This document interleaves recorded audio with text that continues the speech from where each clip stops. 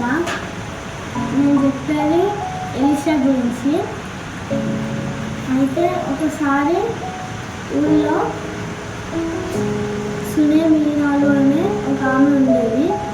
వాళ్ళ ఇంటికి ఎలిషా ప్రవక్త వాక్యం చెప్పడానికి వచ్చేవాళ్ళు.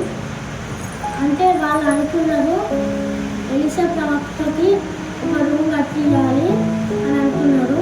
దాని రూమ్ లోపల ఒక మంచం, దీపస్తంభం, బల్ల, ఈత పెట్టించమంటున్నారు, పెట్టిరు.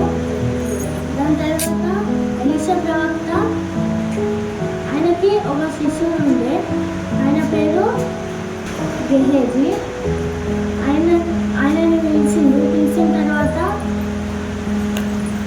సునేమిరాలకు ఏమన్నా ఆశ ఉందా మన ఇల్లు అని ఎలిషా ప్రవక్త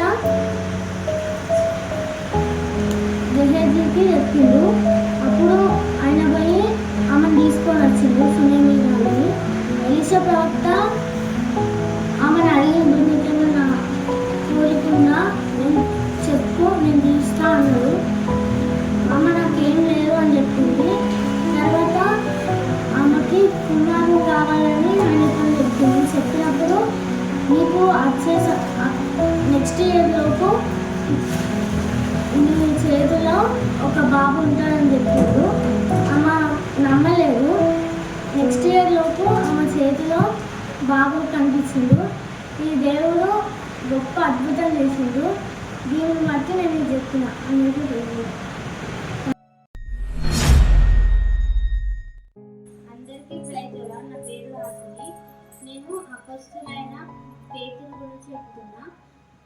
అయితే ఒకరోజు పేతురు వాక్యం చెప్పడానికి పోతాడు. అప్పుడు లుద్దా అనే ఊరికాడ అవుతాడు. అప్పుడు ఒకైన ఇంటి దగ్గర పక్షిరోగం వచ్చి ఉంటాడు. ఉంటే ఆయన దగ్గరికి పోయి యేసుక్రీస్తు నామమున నాకు నువ్వు పరిపెట్టుకున్నావు అన్నప్పుడు ఆయన తాను ఆయన నడిచిపోతాడు. అప్పుడు అక్కడ చూసిన వాళ్ళందరూ అక్కడ ఉన్న వాళ్ళందరూ షాక్ అయ్యి ఇదే ఉన్నాము.